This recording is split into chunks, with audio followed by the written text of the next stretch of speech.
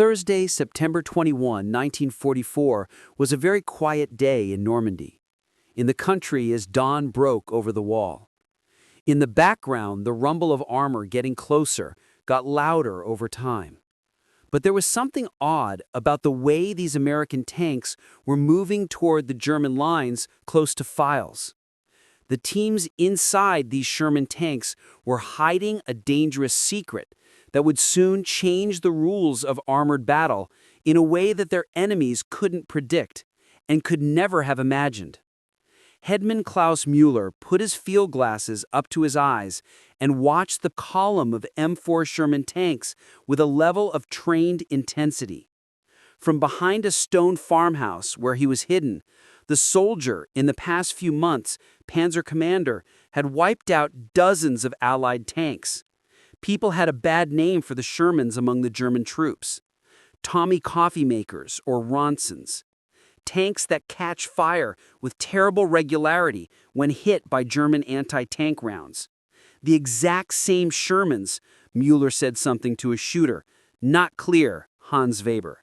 Well, make them the same way you do the others.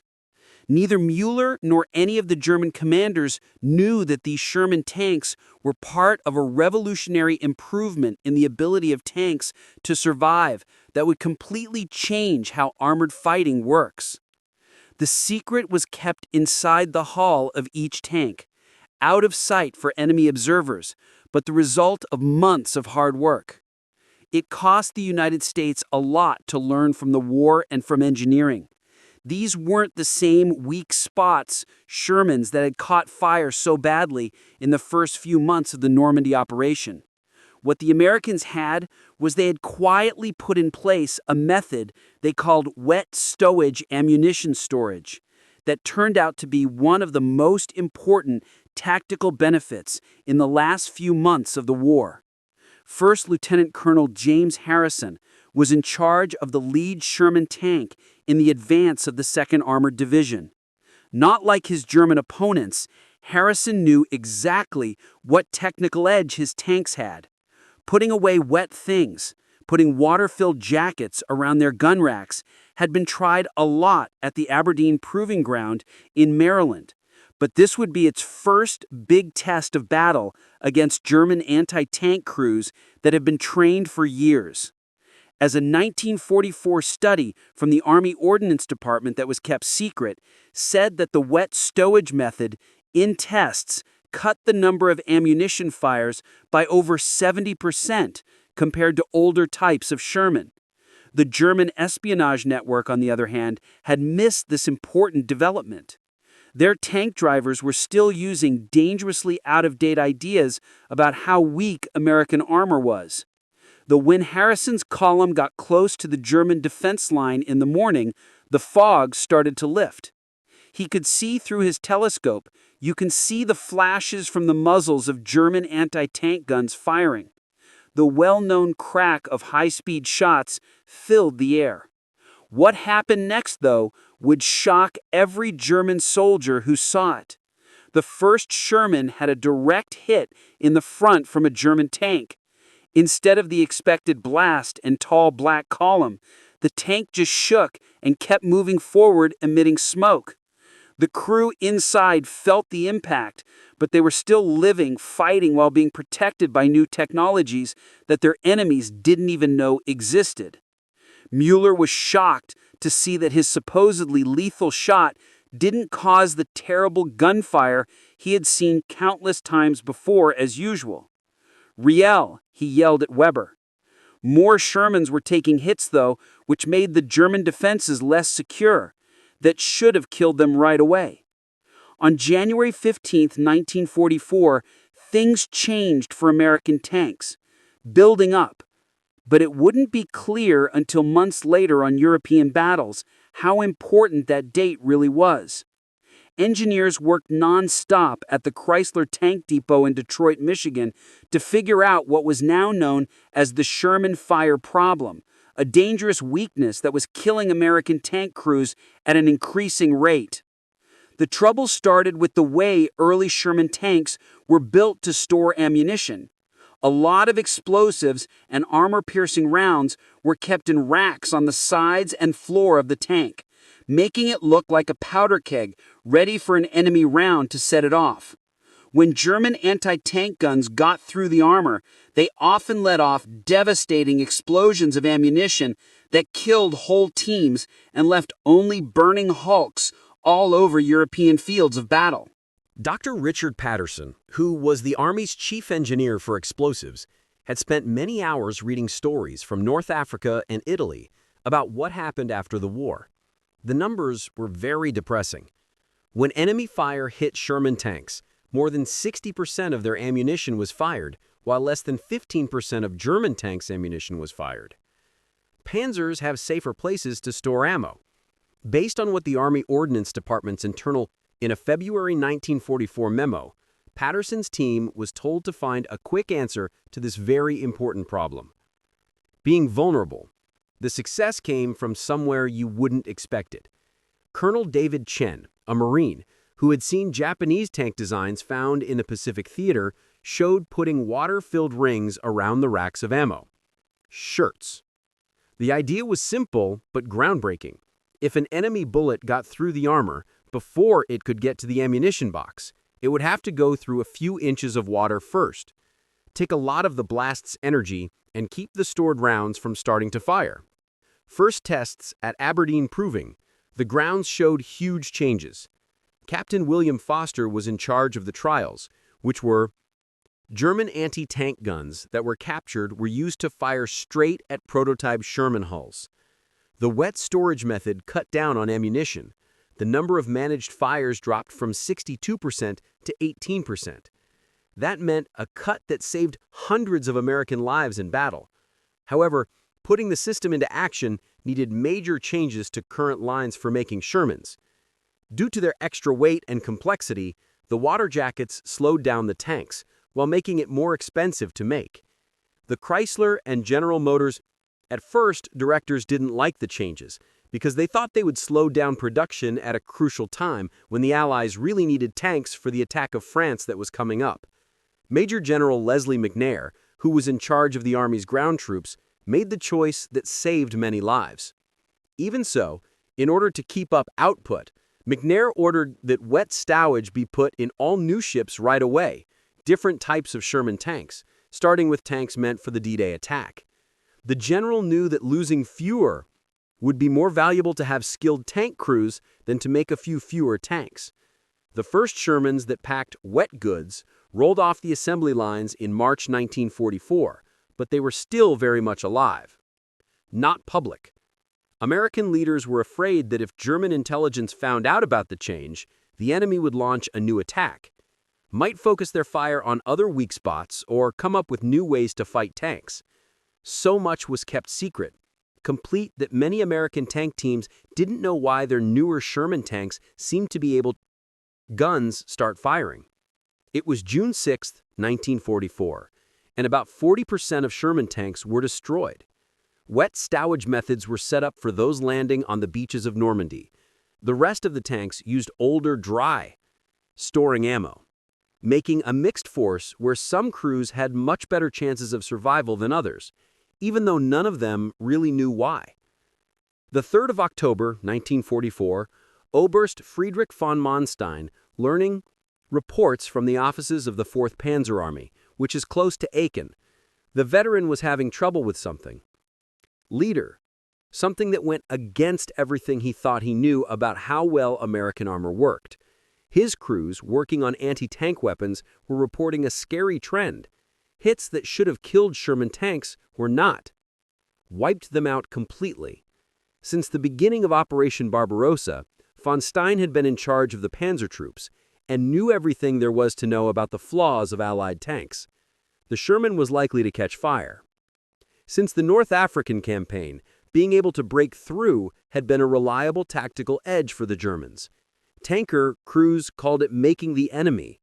The sight of American tanks on fire also gave the Germans more strength. Defenders were up against a hugely stronger Allied force. Please show me the participation reports from yesterday. Major Heinrich Steiner, von Manstein's intelligence officer, was told to do this. The papers that were all over his desk painted a scary picture.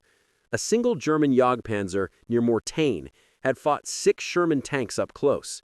Usually, this kind of fight would end with 6 burning hulks, but after being hit directly by high-speed rounds 6 times yesterday, only 2 of the Shermans caught fire. Steiner shifted in an uncomfortable way as he gave his opinion. "Harry, our teams are reporting the same kinds of events all over the front. It looks like the Americans have changed something about their tanks, but we can't be sure of the exact changes they've made." The major was angry. His voice showed how confused he was, which was a general feeling among German tank units. What the Germans didn't know was that American intelligence had perfected Operation Security for the way to store things. No captured Sherman tank commanders had talked about the change when they were questioned, either because they didn't fully understand it themselves or because they were told not to talk about improvements in technology. German technical intelligence units were already very busy because of fighting on many fronts. They had not been able to catch or study any of the newer Sherman types. Hauptmann Müller, named the panzer commander who saw the failed ambush near Falaise, sent in his own account, which was also confusing all throughout the German lines. The enemy tanks took a lot of direct hits without the usual rounds of fire. Mueller wrote, "Request immediate technical analysis of captured American vehicles to find out what changes were made," had been put in place. Unfortunately for the Germans, chances to look at captured American tanks had become. As the Allies pushed forward, damaged Shermans became less common. Most of them were either recovered by American maintenance crews or destroyed so completely that it was impossible to do a useful technical study of the few that were still in one piece. The Germans got older types of hulls that didn't have wet storage, which fed the enemy's false ideas. General Oberst Heinz Guderian, who was in charge of the German panzer troops, got information about how vulnerable Sherman was.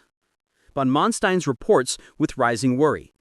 Guderian knew that the Germans' anti-tank strategies were based on the idea that penetrating hits would start huge fires in the ammo. Since American tanks had fixed this weakness, the German troops would have to come up with a whole new plan. Approaches, while already in the middle of a desperate defensive effort, Guderian spoke at a staff meeting in Berlin. What these field reports mean. "Gentlemen, we may be facing a fundamental shift in armored warfare," he told his troops. "If the Americans have really gotten better at how well tanks can survive, we have to believe that they will use their numerical advantages more forcefully. Our defensive lines need to be strengthened right away." The effect on the German tank mind may be even more important than the tactical effects were the effects on the teams. Veterans who had grown used to after easy wins against Sherman tanks now had to deal with an enemy that wouldn't die as planned. Morale started to drop as panzer crews learned that their hard-won experience might not have been as useful as they thought it was. American military tactics began a new era, with leaders learning more about the effect of their technological edge. At the 3rd Army Base near Metz, General George Smith Patton Jr. was reading stories about what happened after the battle that backed up what his tank commanders had been saying. Sherman tank losses from ammo fires had dropped sharply over the past few weeks.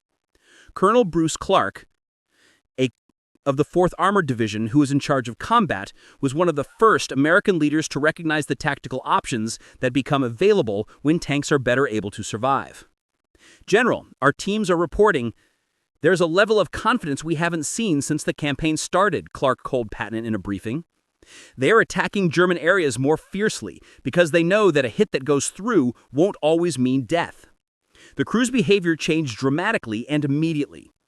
Tank leaders who had used maximum standoff distances when attacking German anti-tank forces were now ready to get close to the enemy They were able to overwhelm defensive areas with their larger numbers and better ability to survive.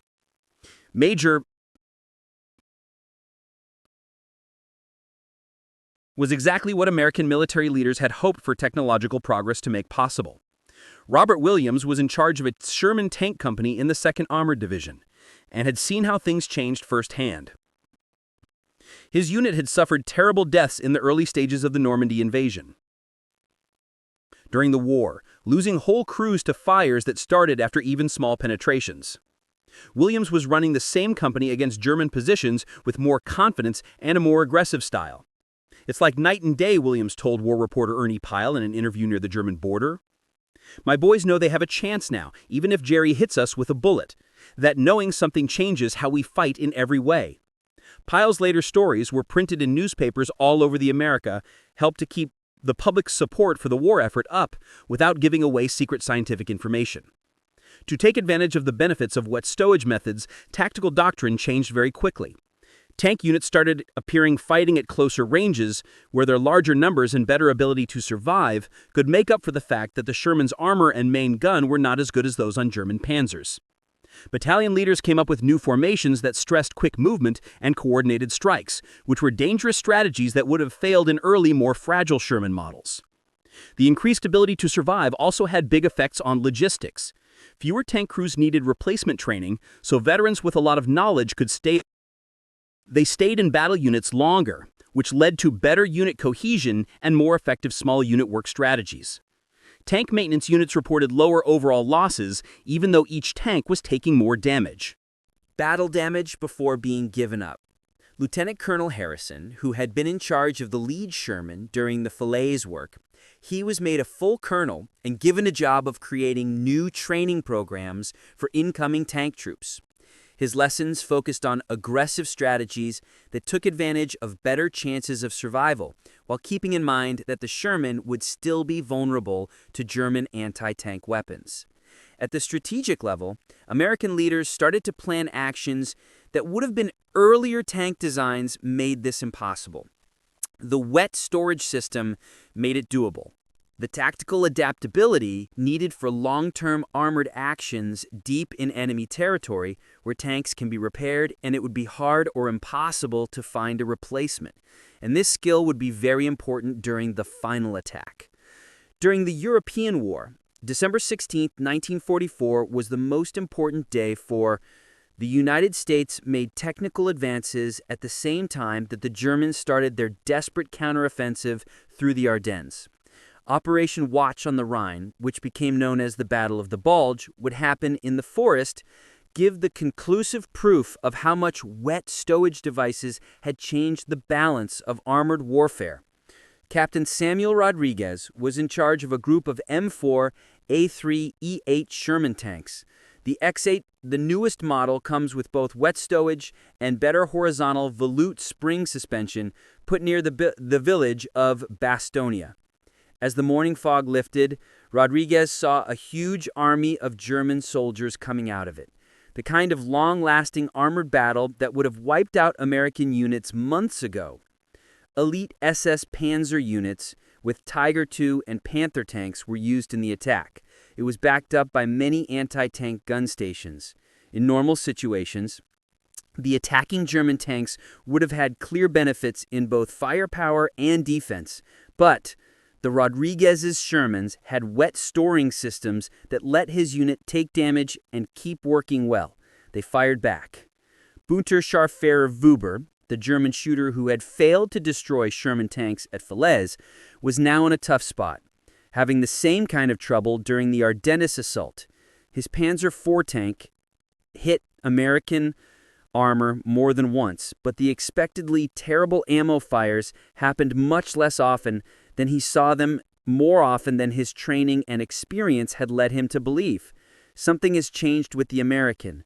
Weber told his boss that our shots are hitting the tanks, but they're not burning like they used to. During the frantic fighting around, the psychological effects of making Shermans more likely to survive became very important. Bastonia, American tank crews who used to leave damaged trucks behind after being hit now stayed in action as long as their tanks could move and fight, which was very important during several important battles. The few Shermans that were still alive held key positions against stronger German troops. In Bastonia, General Anthony McCullough was in charge of the 101st Airborne Division. With professional attention, he watched how the attached tank units worked. In his daily reports to higher, McCullough told his staff at headquarters that Sherman tank units were still fighting well after a lot longer than previous campaigns had shown it was doable. This increased the ability to carry out operations. It made it possible for American troops to hold defensive positions that they would not have been able to hold with older equipment. Written down in the official Army history of the Ardennes operation, which ended in 1947, wet stowage methods were an important part of the American defense that wasn't known about until now. That should have been destroyed in the first few days of the German offensive, kept fighting all the way through the battle, giving important fire support for Army units and messing up German plans for advance schedules. The German High Command didn't know about the technical reasons why American tanks were able to survive better, saying that the surprise resistance was due to better crew skill. This lack of information kept the German troops from changing their anti-tank weapons or training strategies to make up for Sherman's reduced weakness, which made the offense fail in the end. Staff Sergeant Michael O'Brien, who was in charge of a Sherman tank with the 10th Armored Division, was hit directly but lived from 3 different German anti-tank guns in one battle near Wiltz. His tank's wet stowage system damaged stopped fires from ammunition that would have killed his whole crew, so they could keep fighting and finally pull back to friendly lines. O'Brien's experience was typical of hundreds of others like it that happened during the Ardennes fighting. By January 25, 1945, German forces had gained a clear lead. They were beaten in the Battle of the Bulge, but it might have cost a lot more if the Americans hadn't been able to improve their technology. There was no doubt that the wet stowage method worked well in the toughest combat situations. Engineers at American tank plants had made choices months before February 8, 1945. Well, Colonel Max Weber of the German Military Intelligence Service looked at spy photos in a schoolhouse that had been taken over near Biellet. Cologne. Weber, who had nothing to do with a tank shooter with the same last name, had spent months trying to figure out why. German intelligence reports said that German Sherman tanks would be much easier to destroy, but they were not. Figuring out what the wet stow holding system was one of the biggest intelligence mistakes of the whole. Germany's intelligence service was once the best in the world, but it had been slowly getting worse since the war. Years of war and the pressures of fighting on many fronts at the same time, resources that had been set aside for technical intelligence had been redirected to meet instant tactical needs, which left gaps in what was known, proved decisive in important battles. Weber's small team was in charge of examining changes in Allied technology along the whole Western Front, which was not possible because of, Weber told them, "Show me every picture of destroyed American tanks from the last 3 months." His assistant, Lieutenant Hinrich Müller, put together a set of pictures that told a frightening story.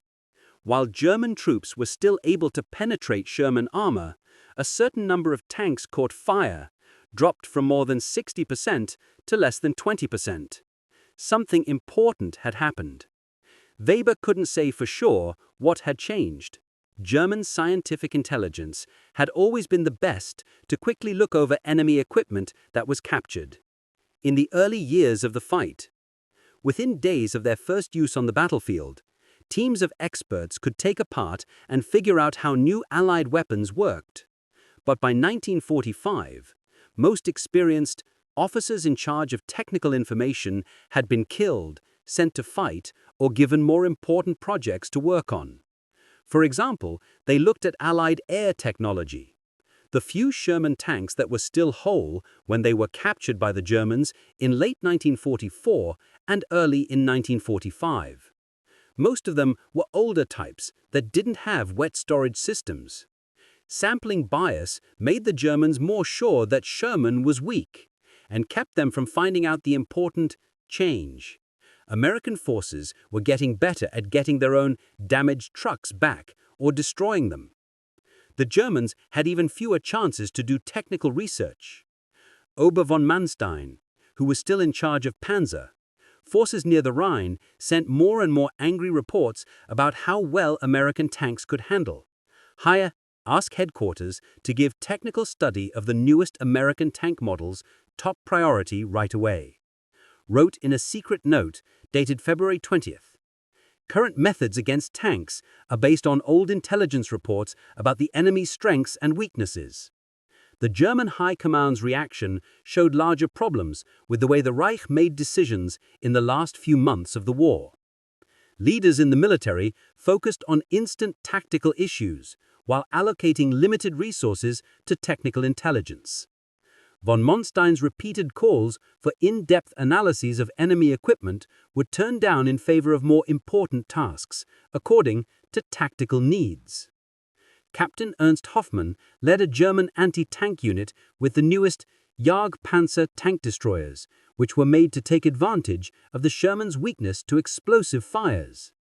In previous battles, Hoffmann's crews had a lot of trouble with American armor, but in recent battles, the results were getting worse and worse.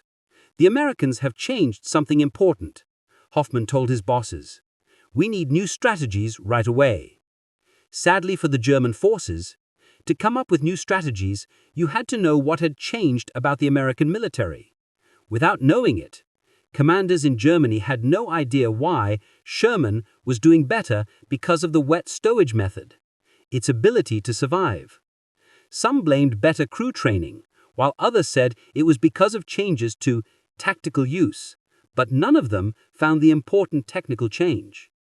The failure of knowledge went beyond military consequences only. German propaganda had long said that Reich technology was better than Allied equipment, showing shocking video of Sherman tanks on fire to keep people's spirits up. When American tanks became easier to survive, this propaganda story became harder to keep up, which led to falling civilians' faith in the Germans' eventual win. The on March 22nd marched by the forest as the Allies crossed the Rhine River and started their final push. It was the best proof of American tank technology ever.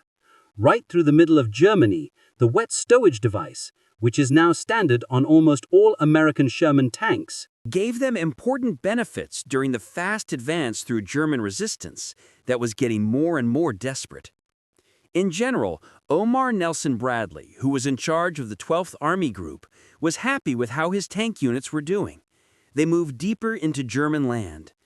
American troops had been losing tanks all through the European War, had leveled off at a manageable level, even though German resistance was becoming more fanatical. Bradley's after-action reports to General Dwight David Eisenhower always praised how the American people were able to survive better because of their Sherman tank safety features. As Allied troops moved into Germany, their defense of their home country became more desperate. Units that defend against tanks that have all the weapons that could be used, from old artillery pieces to shoulder-fired Panzer rockets, were used to try to stop the Allies' progress because of sheer drive and selflessness. However, their strategies were still based on old ideas about how weak American tanks are. Hauptmann Müller, the experienced Panzer officer who had first seen wet stowage Shermans near Falaise, was now in charge of a makeshift group of Hitlerjugend near Frankfurt. The skilled eye of his adjutant, Arlek Ronslin, knew that German anti-tank methods would not work against the newer American tanks. "We're fighting yesterday's enemy against tomorrow's enemy," Müller told his radio operator during a short break between events. On the other hand, American tank crews showed more trust and tactical sophistication as the campaign went on. Combat training over many months with better gear had made a generation of soldiers who knew how to make the most of the technology they had access to. Sherman tank units often attacked German sites that during the war would have been seen as suicide missions in the early stages of the war. Staff Sergeant O'Brien, the tank driver who had been hit several times during the Battle of the Bulge, now led his crew without a hitch through the streets of destroyed German towns. During the Rhine crossing, his Sherman took more damage from fighting, but the wet stowage system kept working to stop terrible fires caused by ammo. "This old girl has taken everything Jerry can throw at her," he said, told a reporter for the Stars and Stripes who was following the advance. The effects of better tanks on strategy, survivability went beyond individual actions in a big way. American tank units could keep fighting deeper into enemy territory for longer amounts of time because they knew they wouldn't take as much damage, would inevitably lead to total vehicle losses. This freedom in operations allowed Allied leaders to keep the pressure on the German forces without having to take long breaks to replace any broken tools. German factories that had already been destroyed by strategic bombing campaigns, but they weren't able to make enough anti-tank guns to beat the better American armor. In the Reichs, more technical resources were being put into making wonder weapons and defense systems. The danger posed by Allied armor is changing so quickly that conventional anti-tank weapons are falling behind. By April, as the Allies got closer to Berlin, on April 15, 1945, the German resistance was breaking down everywhere. The wet stowage system proved to be useful during the last war, helping American tactics and keeping experienced tank crews that could be needed for actions in the Pacific theater. Colonel Clark turned in his final report. He is now in charge of an entire tank division. Write a report on the European operation, focusing on how better storage of ammunition saved lives. The war in Europe ended on May 8, 1945, when all German troops gave up. American technology for tanks, Sherman tanks, which were simple but effective, and their innovative wet stowage system had played a key part. When they beat one of the most advanced forces in history in terms of technology. Good luck in Europe. The 8th of May 1945 was a happy day for American tank drivers, while military engineers were busy building tanks. We're already going over what they had learned from using wet stowage methods in battle for almost a year. The tech that lived stayed a secret from German intelligence during the war, and would soon change the way protected vehicles are made for decades from now. Dr. Richard Patterson, an engineer in the Army's Ordnance Department who pushed for wet holding concept, put together a lot of information about how well the method worked on the battlefield. His top-secret report, finished in June 1945, showed that the number of ammo fires had dropped by 73% among later versions of Sherman tanks, had wet storage instead of dry storage. This huge gain had saved an estimated more than 2,000 Americans died in the European War. After the end of the war, the German forces' defeat finally found out the secret that their intelligence forces had been missing for the last year of the war. During interrogations after the war, former Wehrmacht officers were amazed at how simple and effective the wet stowage idea was. Oberst von Manstein, who is now a prisoner of war, said that if the Germans knew more about the system, they might have been able to use different strategies to hold out longer. The U.S. had a clear technology edge thanks to well-thought-out engineering rather than revolutionary ideas. Breakthrough, von Manstein saw during his briefing by intelligence officers from the Allies. What we didn't do, find this modification, cost us a lot of tactical chances and helped us lose in the end. His evaluation showed that the Germans generally understood that mistakes in information had serious consequences on the battlefield. The performance. Captain Rodriguez, who had been in charge of Sherman tanks during the Battle of the Bulge, went back to work on new technologies that helped him in his everyday life as an engineering student. His life after the war, during his career he worked on safety systems for cars that used what he knew about storing ammo for tanks in the design of a civilian car. Wartime engineering methods had an impact on a lot of fields, not just the military. For applications, the American tanks used the wet stowage method as standard equipment during the Cold War. To the M48 design, the M60 main battle tank, and other tanks of the time, finally the M1 Abrams. Soviet tank makers who took pictures and studied them in the last few months of the war, Sherman tanks used similar ideas to improve their protection in their programs, leaving behind a technological legacy that has lasted for decades. The Sherman tank of Staff Sergeant O'Brien, which had made it through the whole European campaign despite being damaged in battle several times, was finally given to. The New Orleans is home to the National Museum of World War II.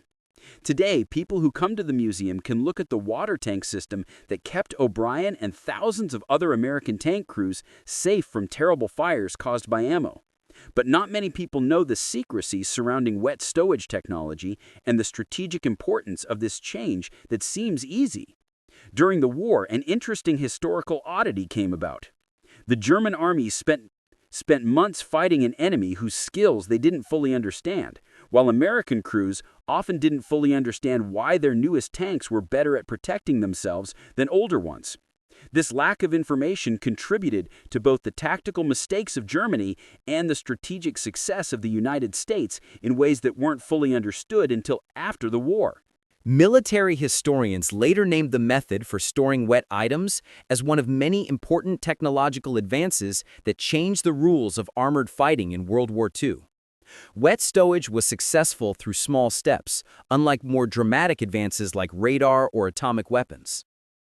This was an improvement rather than a new discovery. Its effects could not be judged by big wins, but by small steps. Many lives were saved and military flexibility was kept. In the end, the story of wet stowage methods shows how new technologies can solve important defense problems. When American engineers solved a certain technical problem, they made benefits that German intelligence never saw coming, and the Germans never fought back. In the harsh math of armored battle, being able to take enemy fire and stay alive was just as useful as being able to give it, a lesson that still affects people developing combat technology right now. As the Sherman tanks went out of service, their wet storage systems were forgotten. But they meant more than just better storage for ammo. They stood for the inventiveness of American industry, engineers who are very good at what they do, and how new technologies can solve important defense problems. The secret that the German troops never found out helped end the European part of World War II.